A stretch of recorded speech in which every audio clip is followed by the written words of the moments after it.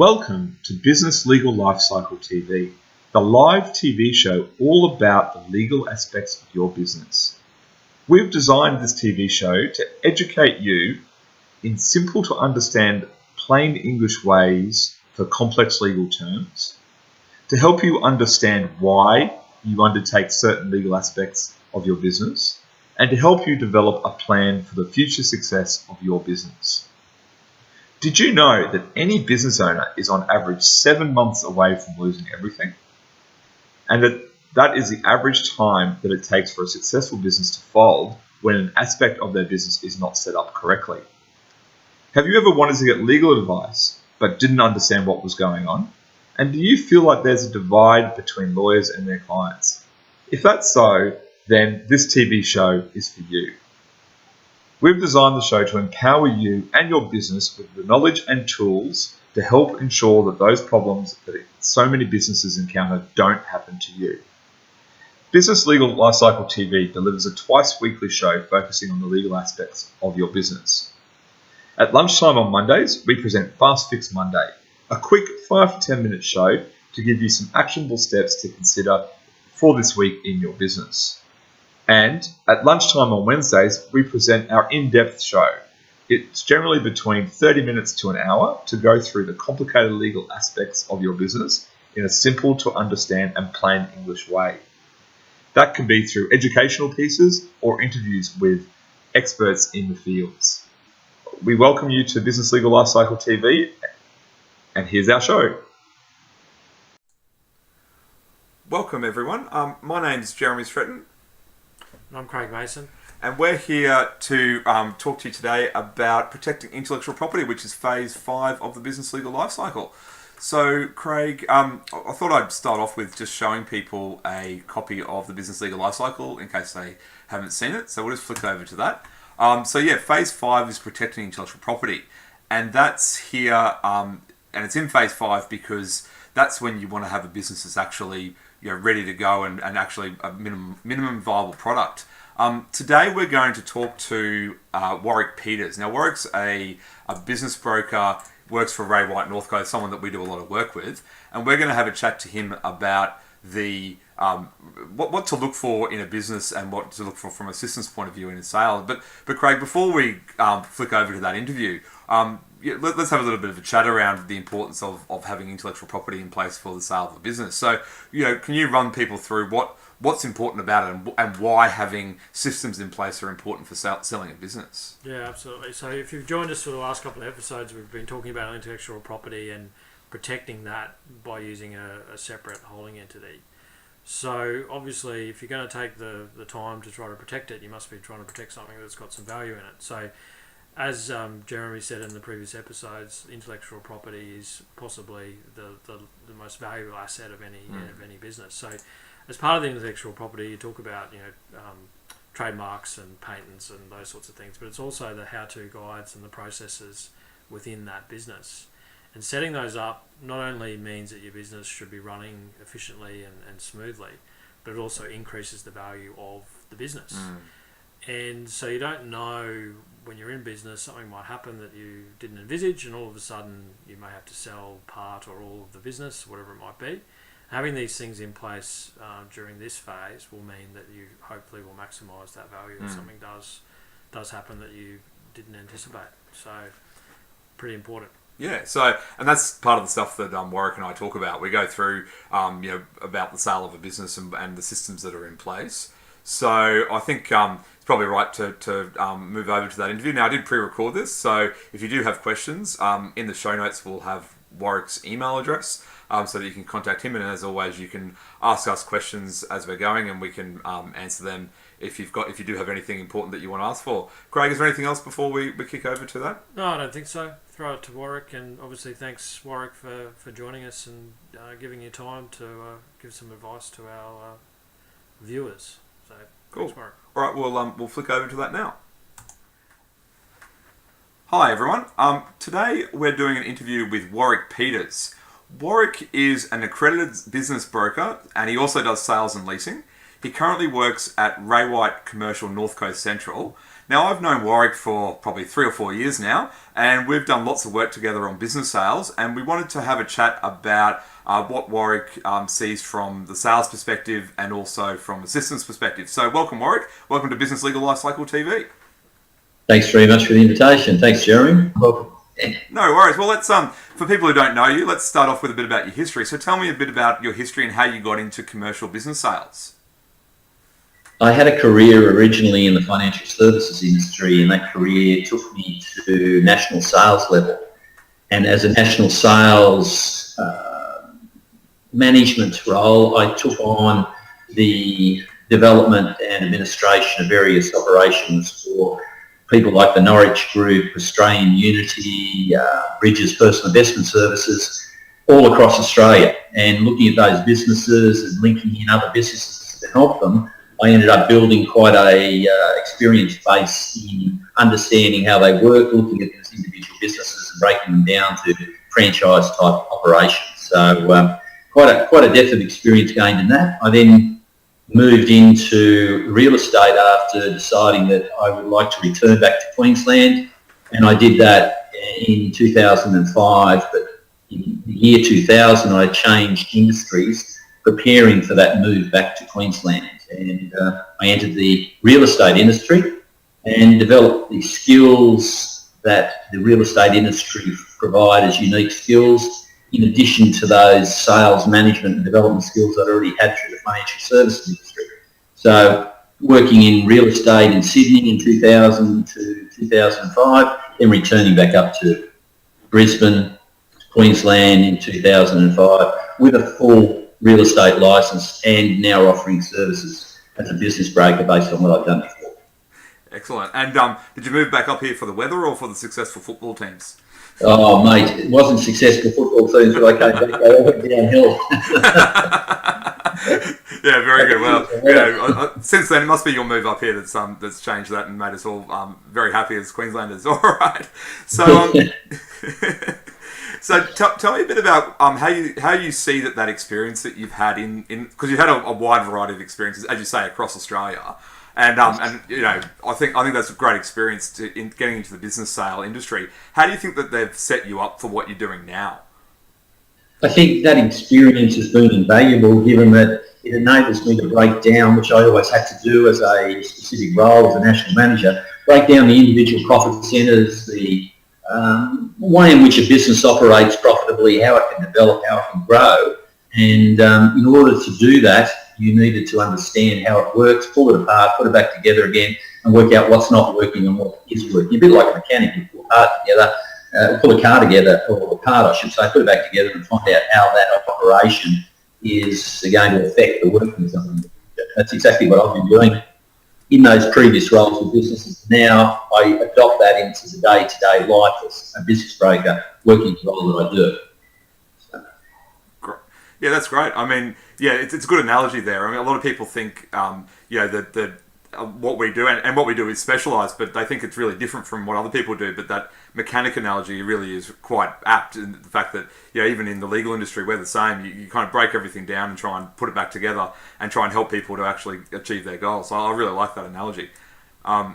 Yeah, so tell me, so obviously, you know, what you're doing now is mainly business broking. So can you run through the process for anyone who's watching this, who hasn't done a business sale before or purchased a business? Can you run through the sales process from your perspective as a broker? Yeah, look, the sales process of a broker is really to come in and analyse what it is that the client wants to sell. And I have a lot of people say to me, "Oh, Warwick, come down, talk to me, let's put the business on the market, I want to sell it." And they expect to have it on the market by the end of the week. So Monday they've called me down, by Friday they're expecting to have it on the market. And I have to go and ease them down, I should say, but tell them it's not an easy process, it's a very difficult process to maximise your return. So my first thing, if you were putting your business on the market, Jeremy, would be to say to you, let's have a look at your accounts. The accounts are the nucleus of what goes on. When you buy, talking about the motor vehicle industry, you buy a car, you do the tyre kicking, you take it for a test drive, and you look at the motor and you give it a bit of a performance check. When you're buying a business, you really need to, obviously, like the business is the first component, so we need to make sure we've got something that's likeable, or something that's marketable, has a desire in the marketplace. But the most important component of that is it effectively profitable? Is it a business that you can grow and expand from where the base is? And how are the accounts looking? Are the accounts profitable? Are they in order? Are they going to be a reflection of what it is that people want to buy? And that's the first order of business. The rest is just a simple data collection process. Is it fully managed, or can it be fully managed? Where are we moving to from here? What type of security have you got on location? A number of other topics. The main nucleus of it is it competitive? Is it in a good place in the market? But the accounts will reflect that historically, and moving forward is what we want to put in a package to offer to potential buyers. So that's in a nutshell. Yeah, excellent. Well, and can we just have a bit of a chat about accounts? So, obviously, people have accounts. They have different types of accounts. Some people have their management accounts. Some people have, some people have 2 or 3 different, types of accounts that they might have what they disclose to the ATO. They might have their accounts. The ones that any prospective business buyer is going to look at, they're going to be the ones that you actually submit to the ATO, aren't they?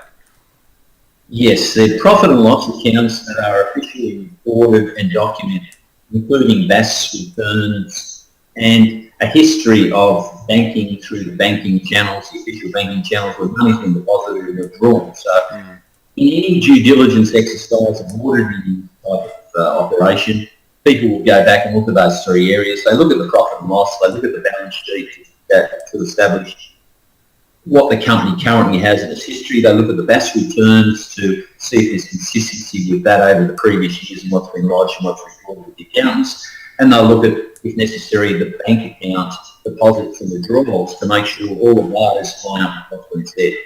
And that's a general auditing process that anyone with any nous would go through as a process to buy the business or before buying the business. The accountants do it.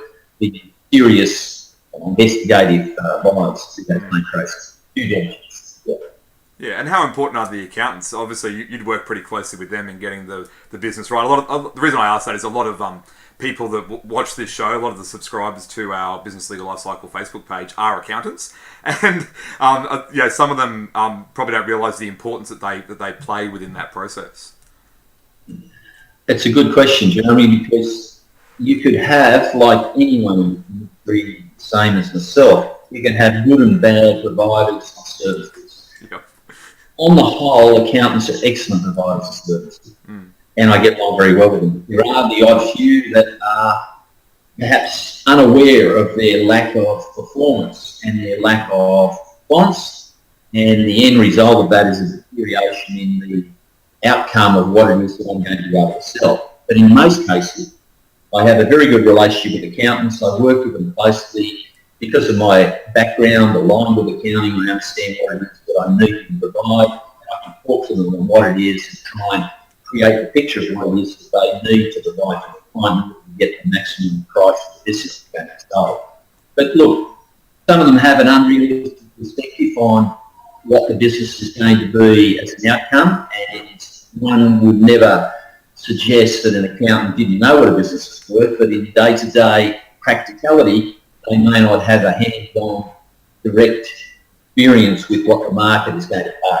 I find some of them have unrealistic expectations, so I have to ease those expectations down. But we work together well. They are the critical part of the operation as accountants and providing accounts. Without that, we've got nothing to say.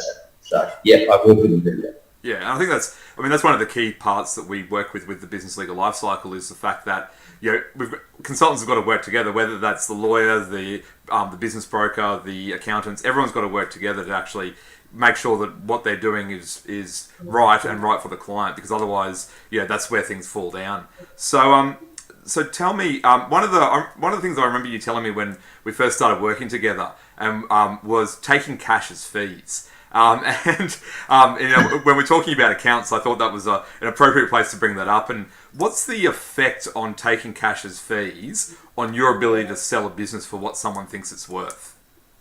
Okay, in most large business, I call it more the corporate enterprises that I deal with, which is the top end businesses, $2 million plus.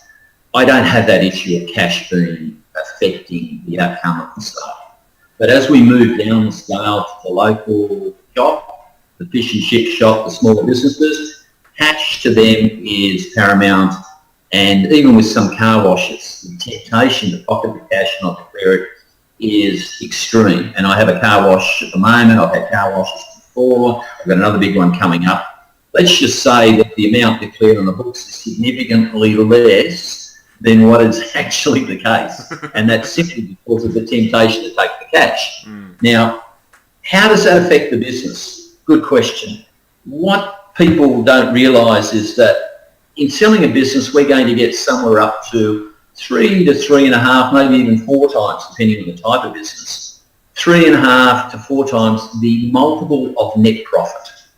So for every dollar you don't put into your net profit, it's costing you 3 to 4 times that multiple as a sale price. Yep. The effect being that if I take $10,000 out of my small business in cash, don't declare it, I think I'm doing well because I've saved approximately 30 cents in the dollar tax, and I've saved another 10 cents GST because I haven't declared that. So out of the $10,000, I've saved $4,000. That's wonderful. You'd think that was a pretty good price as a small business owner. In reality, it's cost that business owner $40,000 or up to $40,000 as an addition to their bottom line price. Yep. So for $4,000, it's cost them effectively a prize on that 4 of about another $16,000 because that $10,000 they didn't put in the business is going to be worth $40,000 on the bottom line. And they hadn't put that 10 in simply to save $4,000. Yep. So effectively a huge disparity there between cash and declaring it into the books, and people don't understand that. But once I've told them, I try and get them to realise that and we start pumping back in before the sale. Yeah, I think that's a great point, and one of the reasons I wanted to just touch on that was that part of what we're talking about today is, and we'll get into it in a minute, about the systems and what you need to have in place, and the fact that you always should, as a business owner, be thinking about selling your business. And people often take the cash thinking, oh well, I'll do that. I'll take cash, and it won't matter now because I'm not planning on selling the business. And one of the things that Craig and I talked about at the beginning was the fact that you never know what's about to happen, and you might need to sell the business properly. So if people are taking cash as fees, what would be the lead time that they'd have to start declaring the right income before they could start really thinking about selling the business for what it's actually worth? Okay, and just to cover off that last point, I usually do it on a whiteboard, so it's not easy. But if you don't put $10,000 in cash in your business, you save yourself, in effect, $4,000, as we explained. That $10,000 that didn't go into the business is worth up to $40,000 at the end in a sale. So they've effectively cost themselves a considerable sum. Now, when we do it on a whiteboard, it's better. How do we get that turnaround for people to believe? And people know there's some cash shrinkage, let's say, when buying a business. But they want to see the maximum on the book. So 12 months is the period under which I would suggest to people to start pumping it back in. And looking at a business, we'd say there's been a dramatic turnaround in the last 12 months from the previous years. Why? Because they're now putting, and I can say that to the prospective purchaser, they're now putting their cash back into the business. So you can now see where it's all going. There is a tendency, though, for disbelief in that, are you putting money into the business to declare the sales, to boost it so you can sell it for 4 times the amount you're throwing into the business, which is a good suggestion. And I'm not going to pay 4 times or up to 4 times for a business if they put $100,000 in cash into it when they didn't have it before, and I'm going to pay another $400,000 on the bottom line. Yep. So again, you've got to be very careful how you do it, but I suggest to people start pumping it back in, putting it into a form that we can then go to the market and say this is a profitable business as opposed to a loss-making concern or a very break-even at best. Yep. So 12 months all up. 12 months, yeah. I think that's a good estimate. I think that, yeah, and let's face it, a lot of people don't have the systems and stuff in place for their business to sell properly as well. So 12 months is probably a good lead time to actually get all that done. And if you get sick, or your family member gets sick, or something happens and you need to move and you want to sell your business quickly, then often you don't have 12 months to actually put that sale in place. So it's a good idea not to be selling and taking money cash as fees, because that ends up impacting you and impacting what you're actually doing. So Warwick, one of the other things, and you talked about the profitability of the business, and the term that often people hear bandied around is EBIT or EBITDA. Can you tell us a bit about what that is and how that affects the sale and the sale price of the business in a general sense? I know that there are situations where a price might not be worked out on EBIT or EBITDA, but in the case where it is, what is it and how does it affect the sale? Okay. Most people don't understand what the terminology is, accounting terms, earnings before interest, taxation, depreciation, allowances is what EBITDA effectively means. But I say to people, in layman's terms, it's your net profit with add-backs. So your net profit with add-backs, meaning what is the business expense as opposed to your personal expense that you receive a tax deduction on. And the differences can be quite outstanding. We might add 50, we might add 100, we might add, for a large corporation, we might add 300,000 or 400,000 to the bottom line. Those items that are regarded as add-backs, or in my case, net profit plus add-back adjustments, are motor vehicles, expensive motor vehicles. The car that the director buys might be a Rolls Royce, for example. He doesn't need a Rolls Royce, he could go around in an i30 Hyundai. So he needs to go from point A to point B. But the business doesn't need him to have a Rolls Royce, yet that's a deduction against the business, albeit there are upper levels of expensive cars, whatever. But I add difference back. I also find that interest is a deduction that a lot of people will put against the business, and the business itself doesn't have interest deductions for borrowings. It is unencumbered, or supposed to be unencumbered. Therefore, that's a add-back deduction. And then we go through a whole list of variations in excess in certain areas, expenditure in certain areas, travel that doesn't necessarily directly relate to the business. So EBITDA, in the true accounting sense, is earnings before interest, taxation, depreciation, allowances, is, my sense, let's get it to effective costs for the business and look at the bottom line for a net profit. And that's what people should be looking at. What would that business expense be as opposed to what I've claimed a deduction on? And legally claimed a deduction in most cases on it, but it's not truly a business expense. So we move them to the side. We boost the bottom line because of doing that, and we get a better price and a better perspective when a buyer comes in, or a prospective buyer comes in to look at it. It looks better on paper once you've done those adjustments and declared them and identified them. So that's what we look at. That's what a BU is. Yeah, and I'll just say too, I should have said this before, but we actually put together some show notes. So we'll put together your examples in the show notes, and we'll put those on the Facebook page and our website so that people can actually see those as well. And what EBITDA actually means, because it is one of those confusing terms that people don't actually understand. Yes. By the way, on that subject, for the accountants, they'll know exactly what I'm talking about there. But for the layman's terms, we ask the accountants to reduce, so I don't have to go through the exercise of too many add-backs. We ask them to reduce what's called a compilation set of accounts, meaning compiled set of accounts for the purposes of net profit. And the accountant will then go through. He'll identify what are business-related expenses and what are tax-deductible expenses, in effect, that don't relate to business. He'll remove them, put them into that summary, and give me a compilation set of accounts, so it doesn't look like I've done a piecemeal mismatch or whatever to try and boost the bottom line. It's far more efficient to come from an accountant than it is to come from me. So. Yeah, absolutely, and that's one of the parts about working together as a team, and having, if there are people watching this who are looking at selling their business, you need your team working together and getting the right information together, because when you don't do that, that's when you fail, and that's what causes you the problems. So I think that's great advice. So when we've talked about a few things here, we've talked about profitability, we've talked about accounts, we've talked about competition in the market.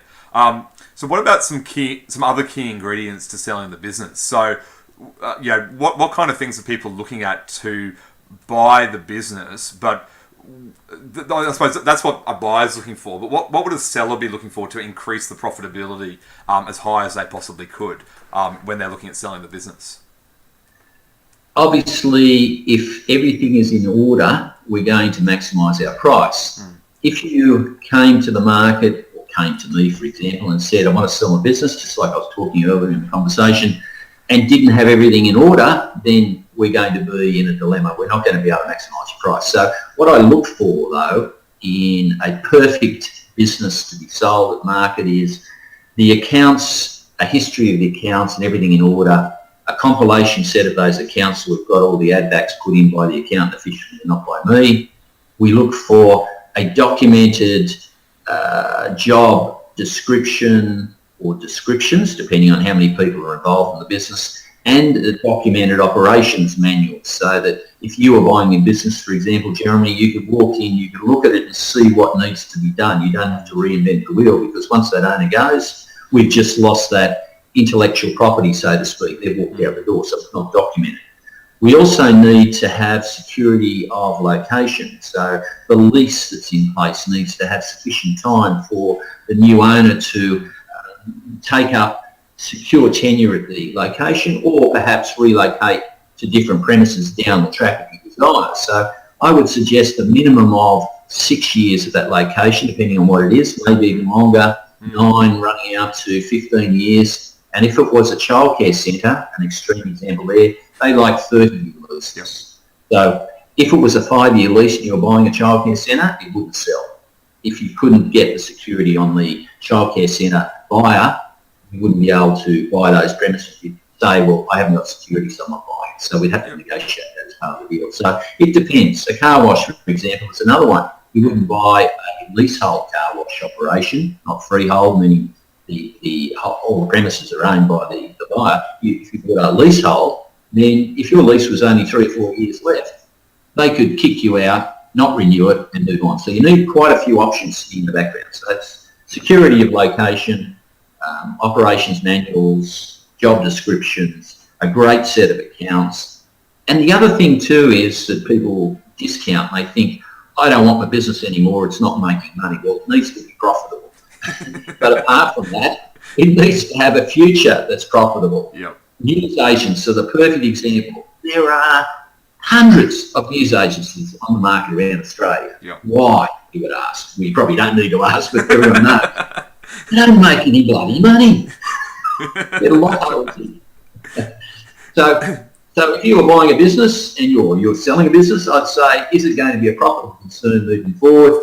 And are people going to be desiring that type of business? Is it a niche player? Is it a solid contributor in manufacturing? Or is it something that's dead, dying, and like the old emulsive film camera? It's not going to be done any longer. So they're all the factors to consider and that I look at and try and put together and work my magic to get the end result, make it attractive. Yeah, you definitely don't want to be Kodak and inventing the big replacement for your product in the digital camera and then not marketing it and then losing your whole business. So that's a bad way to be. So we talked about, and you mentioned operations manuals, and this we're playing this interview in September 2017, which is when Craig and I are talking about Phase 5, protecting intellectual property, and I guess how your manual and how you actually operate the business are your systems that we often talk about. And I think it's something that people often miss when they're looking to sell their business or when they're even operating their business. So can you talk about how important the systems are to the sale process and what the effect of having really poor systems are on the sale price and what the effect of having really good systems are on the sale price? Just from your experience, and maybe even if you've got some examples of where a poor systems affected the sale price and good systems affected the sale price as well, that'd be good for our watchers and viewers to have a look at. Yeah, of course. Look, I guess the best example of the difference between great systems and no systems would be your franchises, Coffee Club, Hungry Jack's, well, not so much a franchise now, but any of the chains, Nando's, Noodle Box, any of those types of chains have very, very strong franchising systems, all documented, to the point of even cooking the materials, putting it on the table, how to handle it, what to do. That is the extreme example of the best formula for selling a business as a documented procedures manual, recruitment manual, wages, margins, everything is in there. And they're all the factors you need to consider when you're buying a business. How do I make a decision coming down the track from here as to what goes on? What can I refer to? Who can I refer to?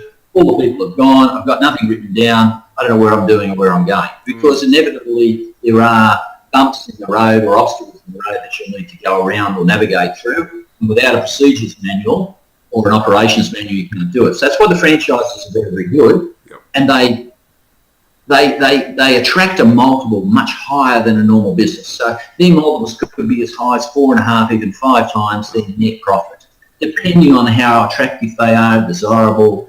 They are just a license to print money in most cases. Others in the franchising networks are very, very poor in the way they run their operations and let the franchisee out. They put them out on a limb, so to speak, and saw off the limb. In other words, they charge them too much, they don't honour what they're saying and they don't do it. But nevertheless, there are franchising models that work perfectly well. The other extreme of that is the local fish and chip shop. Takes all the money out of the till, doesn't put anything into profits, has nothing written down. This is how you cook the fish, a 5-minute job. Yep. This is what you change when you change the oil in the vats. This is where you buy it. This is how much you pay. This is what you do when you get your staff. You give them a pat on the back and you give them $10 cash to take away after school. That's the worst example of how a business should not be run, and don't document it because they don't have the time, they don't have the knowledge and experience. So somewhere between those two examples is where we would try to market a business based on their systems and put those systems in place. Yeah, and I think you hit a key there with the time, and people say, I don't have time to put my systems in place. Well, you know, the longer you leave it, the harder it's going to get to do it. So you've really got to get in there and get those systems in place, because, as I said before, you never know if you might have to sell the business suddenly. And if you do, and you don't have those systems in place, then you can hear from Warwick's examples just the fact that the multiple goes down. And putting a manual together, most businesses don't do it, but even those manuals that you're talking about from the franchises, they go from everything from opening the store, closing the store, cleaning the all of the equipment, how the store's meant to look, and really gets that consistent feel. That'd be right, wouldn't it, Warwick? Absolutely. The top franchising operations are the best example of putting a manual and operations together. And the manufacturing industry outside of those franchises, just the manufacturing industry is probably the next best example of documented procedures, documented applications and staff and job descriptions. Everything in those industries has to be documented. You've got to follow standard procedures when you're manufacturing something. You've got to understand where your materials, your drafting, your drawings are coming from, and you've got to know what type of staff to recruit, what the job descriptions are and how they're going to perform. If you have more than 10 staff, you absolutely need a job description. You need to know what they're doing. You can't have 50 staff running around a factory being told they're the foreman or being told they're the process worker and still not knowing what jobs they do. Well, Bill did that last week. This is what you should be doing. I mean, where's the job description? That's what you've got to have. I say to these people, for God's sake, write the damn things up because that's what you're going to do. If you don't have them, start writing, because when you want to see your business, it's going to maximise the return or it's going to minimise it depending on which end you are at the market.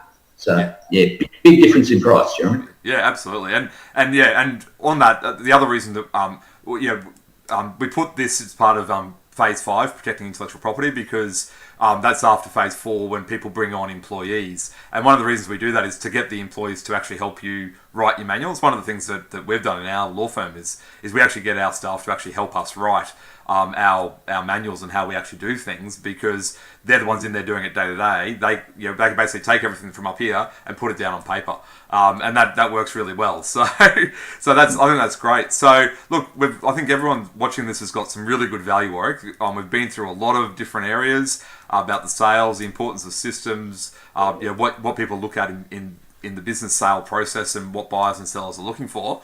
What haven't I spoken about today that you think is important that people should think about when they're selling their business, or even just operating their business from a systems and intellectual property perspective? I think we've covered off most of the material, and doing this ad lib, so to speak, we're not, by the way, off the cuff, which is really the way we're doing it. If I had to plan and write a manual on how to sell a business, we have some detail in there, and of course we go into a lot more depth. But in doing discussions and open forum talks, I try to get a lot of feedback from the audience, and you're providing that feedback now, so we can discuss it a bit more. But look, the basic bottom line in any business sale is do it right. And if I could say anything, it's plan. Plan your business as it progresses. Plan the time in which you're going to need replacement and selling and whatever you might do and retire. And plan the material that you're going to be providing me to go out to the market. In other words, give me the material, the tools that I can do the job with. I can't go back in history and rewrite it for you. You've got to present me with something that is there now, and I'll make the best of what it is. But plan all the time about what your future is going to be. It's the same as you plan on how much food you should buy for that restaurant, how many raw materials you need to buy because you're going to do a manufacturing process, and you, Jeremy, how many lawyers and paraplanners and financial planners or whatever that an operation needs. You start to look at, if I'm going to build it, I need to put them in place. I can't bring the clients in. So that's what it's all about. If people think about it, think logically on where they go, they'll be a much better outcome when it comes time to sell than what they are currently, in most cases. Some of them are very, very good. So. Yes, absolutely. I think, the old statement to start up with the end in mind, or start up with an end in mind. They're very good things, and people need to have an idea about where they're going. Because if you don't know where you're going, how are you ever going to get there? So I think that's great advice. Yeah. Great. Well, Warwick, thank you very much for joining us. You're our first guest here on Business Legal Lifecycle TV. That wasn't Craig or I. So thank you very much for joining us. Anything else you want to add? No, nothing else. I just wanted to thank you for the opportunity. If there's anyone out there in your audience this goes to, obviously they can talk to me, they can talk to you as to my background and credentials. But if anyone wants some advice, they want some pre-planning done, or just a general chat about where do I go to and selling my business, I'm available. Business broking through Ray White, fully accredited, and can offer them the services that they would need. And in most cases, look, it might be just a general chat and a cup of coffee, and I can put them back on the right track. I don't need to take it over there, just put it on the market. I can give them the advice to get it prepared. So thanks for the opportunity, Jeremy. No worries. We'll put your email address, if you like, on the show notes, so that if people are interested, they can contact you, and if they want to sell their business, then they can get in touch with you, and you can see if you can help them out. Thanks, mate. Really appreciate that. That'd be wonderful. No worries. Thanks, mate. Excellent. Thank you, Warwick. That was great. We've definitely got some insights into having these things in place in your business, so your how-tos, your processes, all those sorts of things. Makes not only your business easier to sell, but increases the value of the actual business. And thinking about these things now in this phase obviously sets you up, for the future, and you never know what might happen. So yeah. That was really good. Yeah, I thought so too. I thought that the insights that Warwick gave about selling a business, there are many things to consider. Let's be honest. And the systems is just one aspect of the systems and of the sale process. But I think personally, as someone who's done this for a long time, that's the part that people often get wrong and don't think about. So the insight that Warwick's been able to give today in this interview has been really great. I think that his the information that he's imparted is very valuable, and what we'll do, as I said in the interview, was that we'll get his email address and put it in the show notes, so that if you do have any questions, you can feel free to run it past Warwick and see what he can do about that. And the last thing I wanted to say was, and this is something that Warwick and I talked about, is just about taking cash as fees. A lot of people don't realise the impact that might have on their business. And I think that's really important. And so if you are taking cash as fees, or as for payments, you should have a real think about that and think about, well, if I do need to sell my business urgently, am I going to have that 12-month lead-in period that Warwick talked about to try and get my figures up? And am I going to be able to afford that? The answer is probably not. But it's important that you know these things. So look, those were the big things that I took away from my interview with Warwick. And I hope that everyone enjoyed it. So, Craig, anything final? No, obviously, thanks again to Warwick for joining us. His details will be in the show notes, as Jeremy said. So if you want to get in contact with him and have a chat to him about anything, feel free to do so. And we'll be next back on Monday for Fast Fix Monday. So hopefully you can join us then. Thank you, everyone. Thanks, everyone, and we'll see you on Monday.